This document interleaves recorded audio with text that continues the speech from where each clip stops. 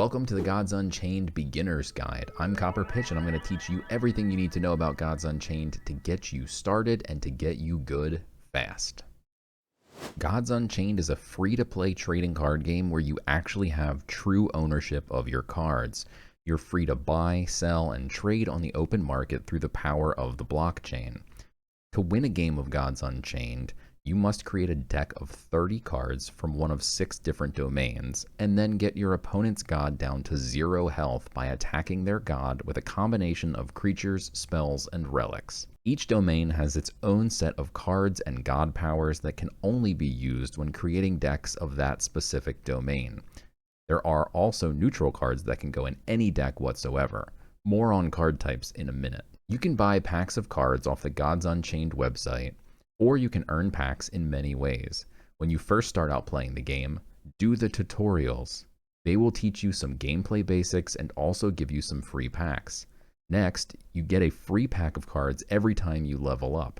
Every 10th level you get an epic pack, and every 25th level you get a legendary pack. These aforementioned packs are all from the core set. You can also earn more core set packs and some of the latest expansion packs by playing in the weekend ranked event.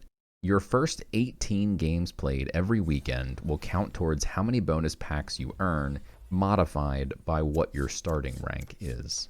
Lastly, you can earn Gods tokens daily by playing the game. You can see my video up here about how it all breaks down for the daily play and earn. You can then use those tokens to either directly buy packs or forge cards. In order for core cards to become tradable on the blockchain, you'll need to forge them first, meaning you'll need 2 plain copies of the card to make 1 meteorite card that is forged onto the blockchain. With daily play and earn, it's very likely you'll want all of your cards to be at least meteorite or above in order to earn the most amount of Gods tokens possible per day. Let's talk about card types. This here is a creature in Gods Unchained. You can see it costs 2 mana, 2 strength, 3 health. This will always be the layout of creatures in Gods Unchained, and you can see the card has some special text, and this card will always behave this way. You can also see in the upper left corner here, there's a red gem and this special border, and it matches up with this war domain border. That means this card can only be used in war decks. If there was no special border, it would be a neutral card and it can be used in any deck. Here you can see the 3 different card types in Gods Unchained. One is the creature we just looked at, and it has a rectangular frame for the card art, and that's how you know that it is a creature. This one has a nice circular frame here, and it is a spell. This card, when you play it, all it does is the effect that is listed here, in this case, deal 5 damage. You can hit your opponent in the face with this, you can hit one of their creatures, and here we can see this octagonal frame. That means it is a relic. Relics have their strength in the lower left, just like creatures do, but in the lower right, they have their durability. That is how many times you can attack with this relic before it goes away. It will equip onto your god, and if you swing into your opponent's creatures with this, your face will take damage, so beware. You also may have noticed in the upper right corner of a card that there is a set symbol. These symbols are on every single card, and it lets you know what set this card is from. This is the number of unique cards in every single set to date in Gods Unchained. There are over 1,000 cards. Here are all the god powers in Gods Unchained. When the game starts, you'll be able to choose any of the 3 god powers from your domain, and you can choose which god power you want to use based on the matchup. For instance, these upper top left 3 god powers here are all nature god powers. You can tell because they have this nature border here. And if you're playing against magic, for instance, you might want to choose animal bond because you get to summon a badger every single turn if you hit your god power every turn. And as magic burns through all their spells killing your creatures, you get a new creature every single turn. Whereas if you queue into deception, they have a lot of hidden creatures. And the only way to hit those hidden creatures are with spells, and this can deal 1 damage to a random enemy creature and heal your god for 1. So having dynamic choice over which god power you choose after the game starts and you get to see who your opponent is a big decision point. Lastly, we have Favor and the Sanctum. This is a key element of Gods Unchained that you need to master in order to become good. On the right-hand side of every game, you'll see the Sanctum. It has 3 separate cards in it at any given time.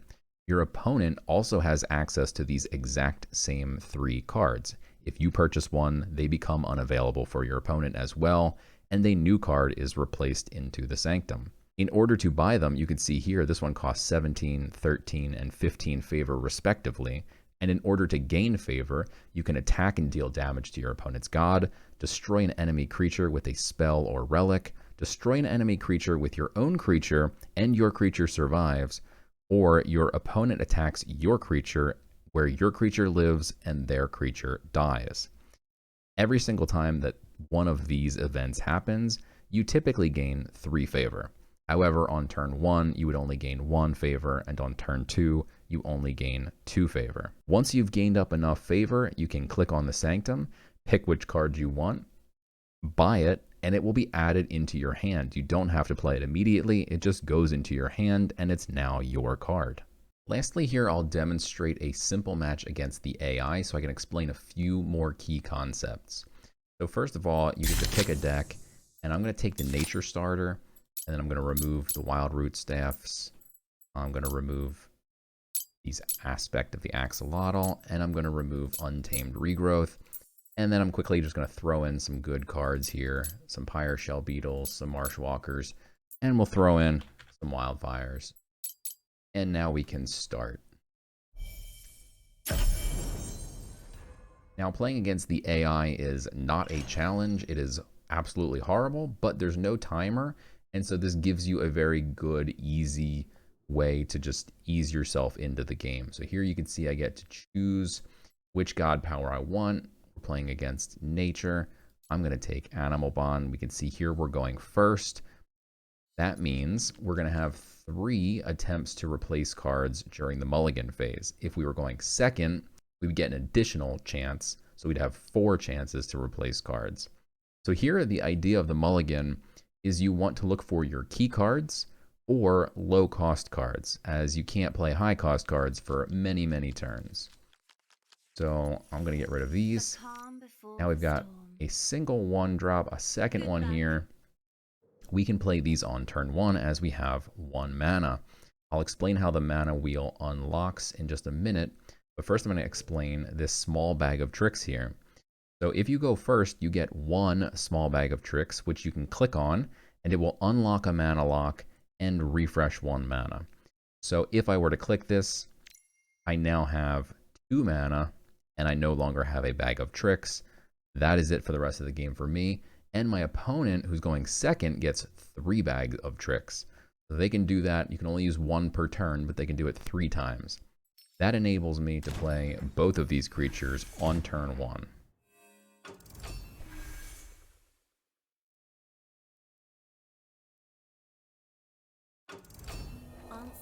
So now we'll notice that this guy is confused, so 50% of the time he's not going to listen to what I ask him to do. However, you can mitigate some confusion risk by just attacking, killing this first. Now this has to go face because there's no other options. I'm going to click my God Power, which summons a 1/2 Badger, and end my turn as I used both mana. Here we've got 2 3-drops. We've got a 4/3 with Confused or a 3/4 with no Confused. So this is clearly the better card. I'm going to drop this. Having more health makes it stickier. And this one's also Confused, so it's probably not going to do what I want it to do anyway. And this is 50-50, so we'll see where it goes. This is 50-50. Okay. We take out his creature. We go face. End our turn. This guy has regen, so he keeps healing 1 at the end of every turn. Now we can use Jump On, which gives +3 strength. So we'll use that on this guy. It also gives Overkill. Overkill means it's going to do extra damage to his face or to his other creatures. He doesn't have any. So when I swing this, it's going to do 6 points of damage. He's only got 4 health, so he's going to go from 27 down to 25. And then we can just swing face. And you'll notice that I'm gaining favor each turn, and you can see 2 cards are now highlighted, as I can actually afford to buy those cards. So for instance, if I want to click on this Sanctum button here and expand the Sanctum, we can see all the options I have. This one's grayed out because we only have 16 favor, which is listed down here, and we can see the AI still has 0 favor. I'm going to buy this Ranger First Bow.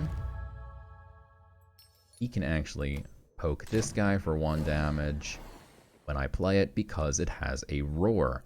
Roars are effects that happen when you play a card. Now, just for fun, the AI is terrible. I'm just going to sacrifice this. It's going to do 2 extra overkill. We clear his card.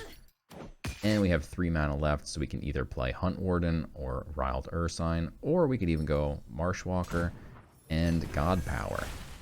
Make sure you're using your God Power to make sure you don't just spill all your cards onto the board, and your opponent wipes your board and you have nothing left. So we're going to gain value by just continuously using our God Power as well. Now you'll notice we had 5 mana unlocked. Now we still have 5, but there's an extra little box here. That's because once you get to turn 6, it unlocks half of a mana lock. And then next turn, it will unlock the full mana lock and we'll have 6 mana to use. The turn after that, again, it's another half mana lock you can see here. And then it becomes 7 mana on the turn after that. Then you can see for 7 mana, you're there for 3 whole turns. And then for 8 mana, you're there for 4 whole turns before you hit 9 mana. So the game does not unlock mana linearly like other games. This game, once you hit turn 6, it slows down quite a bit. So let's go ahead and play Wildfire here. This is going to deal 1 damage to each enemy creature and give +1/+1 and regen +1 to each friendly wild creature. So we can see suddenly all my creatures got buff. And we're going to make some trades here. These guys have regen as well, so they're going to heal back up at the end of the turn. Same with this Wild Hog. And this one's already at full health, so it can't regen any further. And in fact, just for fun here, let's grab this Tartessian Improviser from the Sanctum. We have plenty of favor. It is 1 mana, and we have 1 mana remaining. So let's go ahead and flood the board here. The maximum number of creatures you can have on the board is 6. This guy has a roar that gives +2 strength to a random creature in your hand. So when I played it, that roar happened, and we can see Panacean Messenger has gained 2 strength, so you can see that the strength number is now highlighted. A forest divided is destined to fall.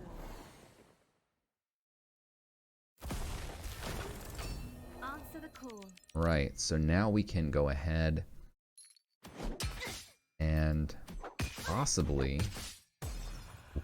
win the game.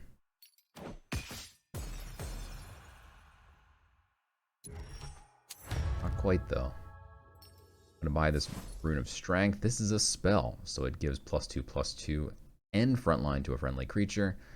I'm going to go ahead and drop it on this guy.